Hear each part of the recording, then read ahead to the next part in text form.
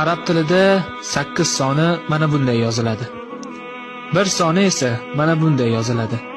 Ana endi o'ng qo'lingizga yaxshilab e'tibor berib qarang. O'ng qo'lingizda mana bunday belgi bor. Bu esa arab tilida 18 degani.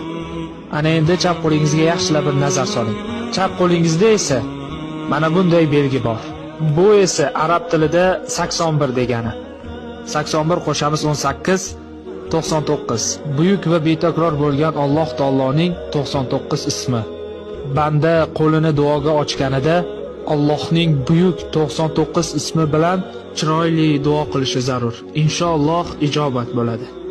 Ana endi 81 ayramiz 18, 63. Ya'ni payg'ambarimiz Muhammad Mustafa sallallohu alayhi va sallamning vafot etgan yoshlari. Ana endi bir tasavvur qilib ko'raylik. Arab tilida